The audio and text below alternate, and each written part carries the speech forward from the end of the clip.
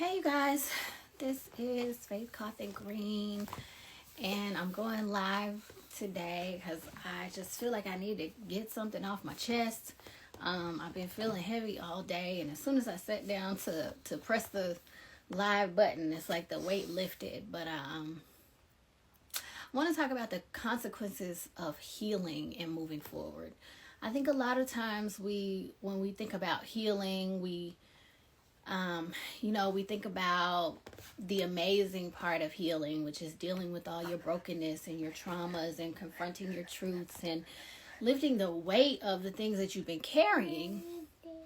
But there's another side to it that can sometimes be difficult. And it's the truths that you discover in the process of healing. So a lot of times when, we're in the process of healing, or before we're healed, we connect with a lot of people, and a lot of our relationships we are kindred spirits because we connect in an area of brokenness. We find a common ground with each other because we've had similar experiences, or we have similar broken places and spaces.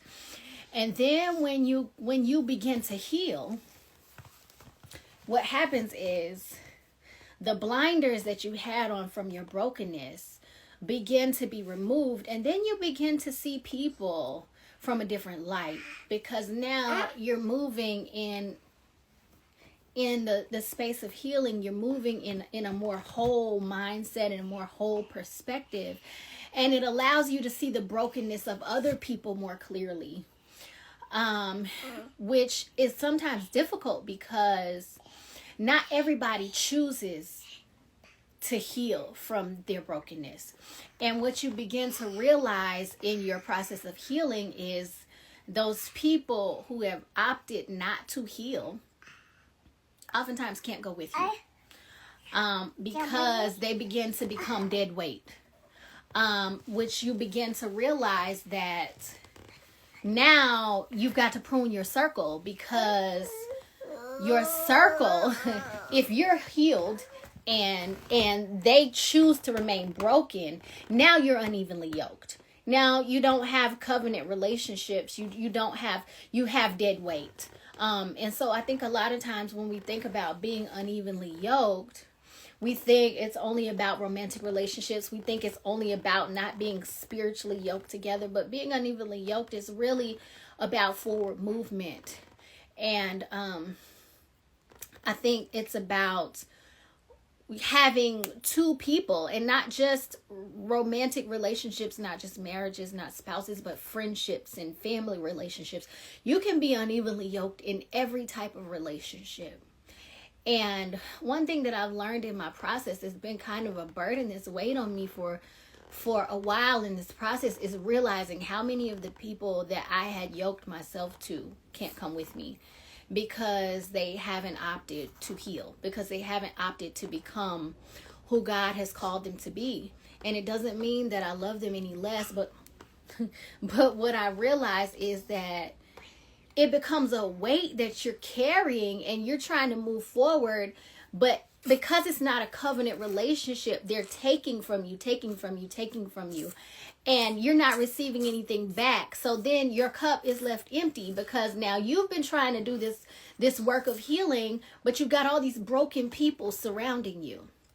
And so what I've realized in this time and season, and I haven't been very social over the last few years as I've been going through the process of healing, and God has been revealing all these things to me, and he's let me see the truth of a lot of my relationships, people that I've called friends, people that I've called family, people that I thought, we want to think that all of our relationships are covenant relationships, but it's because a lot of times we're looking at them with the blinders of brokenness.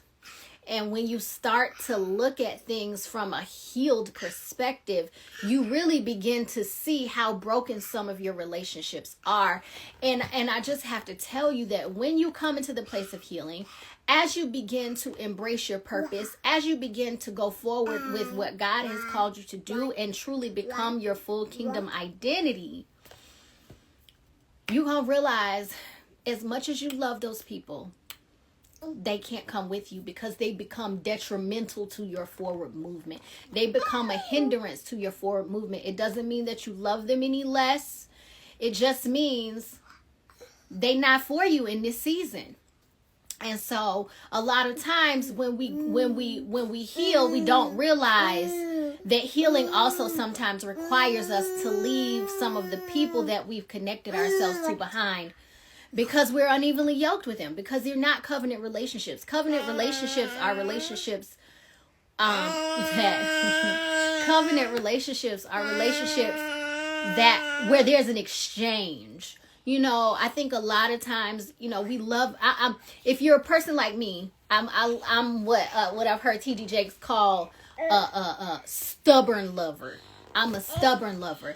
I'm one of those people who wants to see everybody win, and I'm willing to sacrifice myself. This is part of why I feel like I've been weighed down so much in the last, few years and few seasons, because I really do.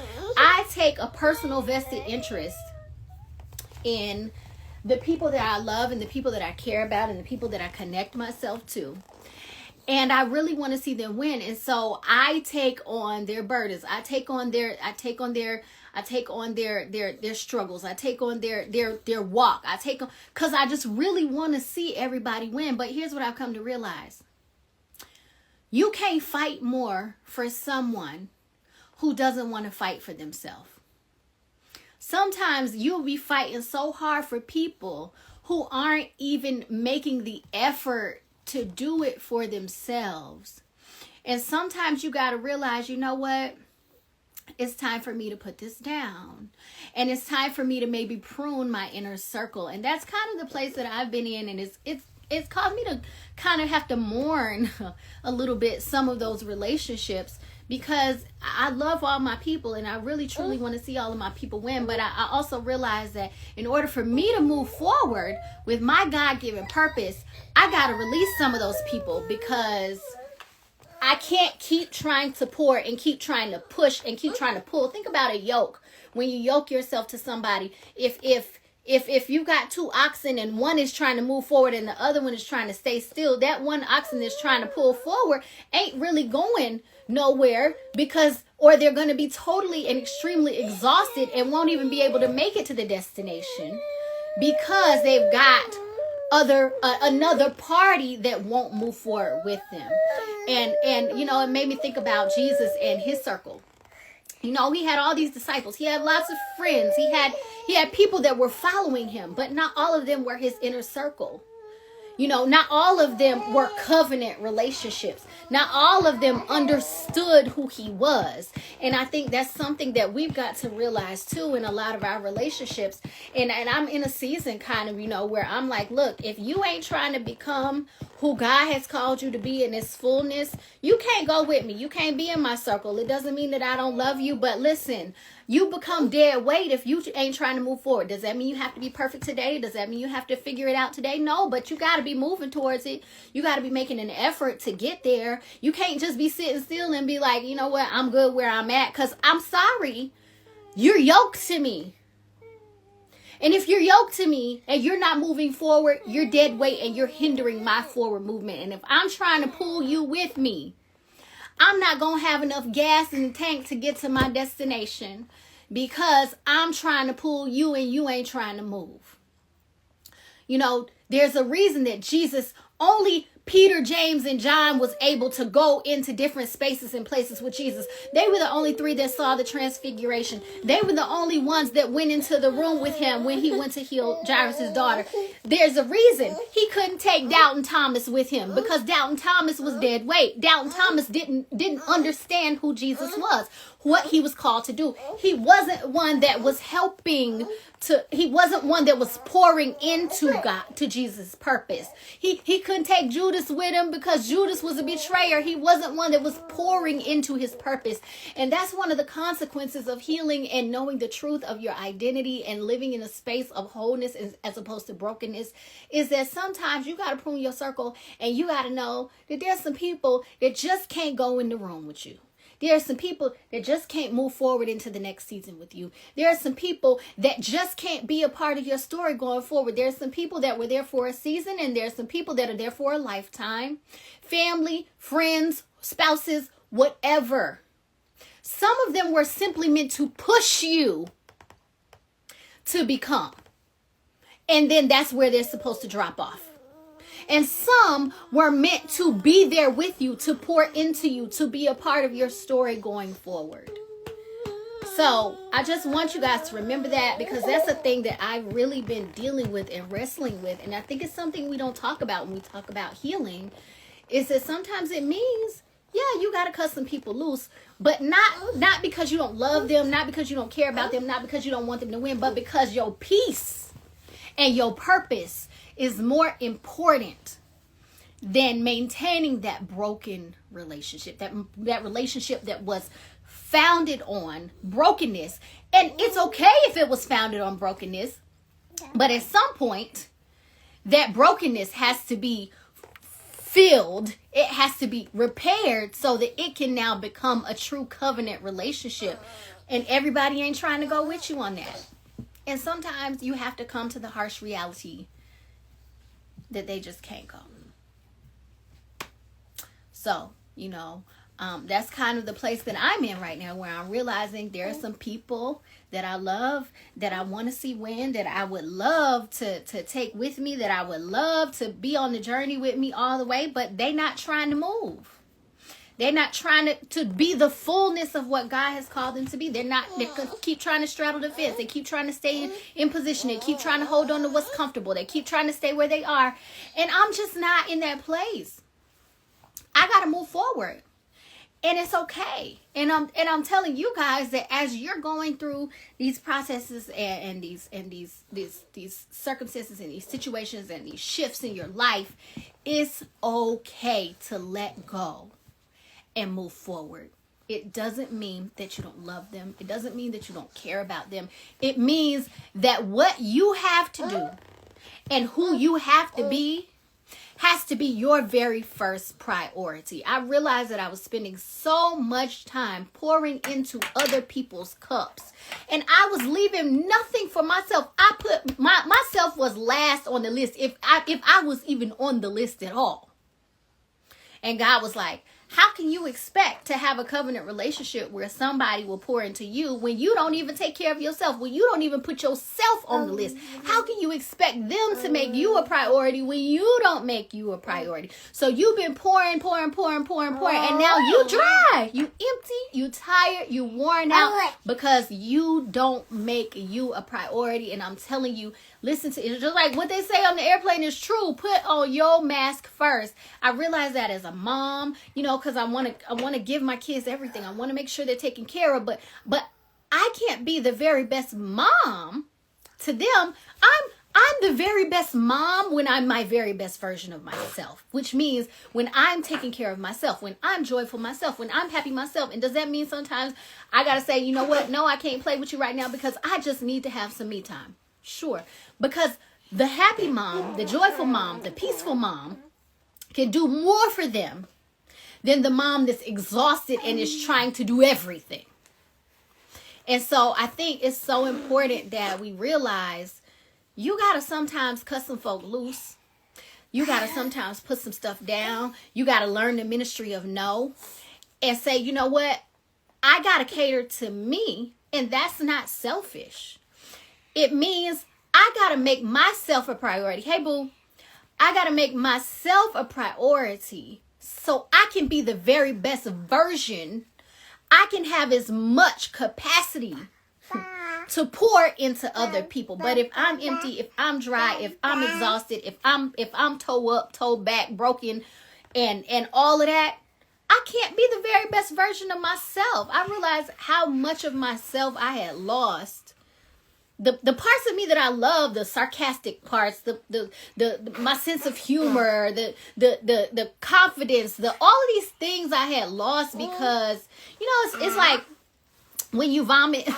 I know this might sound nasty, but when you vomit, if you don't have anything in your stomach, you spit in a bowel, and it's painful, and it's nasty, and it's gross because you don't have nothing to give. And that's what it's like when you're trying to pour into people and you haven't first poured into yourself. You got to pour into you first so you have something to give. So you're not scraping the bottom of the barrel when you're trying to give to somebody else. That means that what you have to give to somebody else is going to be more quality when you've poured into you first, when you've given to you first, when you've put you first. Sometimes, like I said, learn the ministry of no. You know what? Right now, I need to focus on me. You know what? Right now, it need to be about me. You know what? I know I want to be about you, and I know you want to believe that me saying no is, and you offended about that, or I know you want to believe that I can't show up for you, and because I said I can't show up for you because I need to take some time for myself. Guess what? That's okay. And if they are true covenant relationships, they will understand that, and they will still love you, and they will not be offended by it because you didn't show up. Because if I truly love you, I want you to show up for you first. If I truly love you, I want you to be full for yourself first. I don't want you to be empty. If I truly say, you know what, I just said to y'all, I'm one of those people that truly wants everybody to win.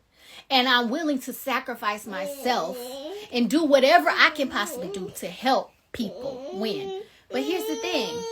If I truly want you to win, then I gotta first want you to win at being yourself and being full for yourself and being whole for yourself. So if I truly love you, and if people truly love you, if people truly love me, then they care about me, myself being whole, me, myself having what I need first before I have anything to pour or give into anybody else. And sometimes that's the consequences. Sometimes you realize that those people, that they reveal themselves through adversity a lot of times. And you realize, you know what? You were just here out to get something from me because I had something to pour into you. And you were just there to receive. You weren't there to give. You weren't there to make an investment in me. And that's one of the consequences of healing, is you take the blinders off and you begin to see some people were there to invest in you and the situation, which means they want to give something and they want to receive something, which is what makes it a covenant relationship. But then you realize that some people are just there to receive something. And that's not a covenant relationship. So those are the consequences of healing. And I just had to get that off my chest because I feel like it needed to be said. And I feel like that's the season that I'm in. And I feel like a lot of you are going to begin to realize some of those similar things in your relationships. And I just want to tell you that it's okay. It's okay to release some things, some people, or to set boundaries. You know what I mean? It's okay to set boundaries in your friendships, in your relationships with family, when you're healing and people don't want to go in their own journey of healing, when they don't want to confront their own truths, when they don't want to respect the truth that you're confronting with them. They don't want to accept it. It's okay to set a boundary and say, you know what? I love you. But if you're not willing to respect where I am and my truth and what I'm presenting to you, then I got to set a boundary right here. That's okay. There's nothing wrong with that. You're not being selfish. You're not being mean. You're just doing what you have to do in order to be okay and to be whole for yourself. I love y'all. Bye.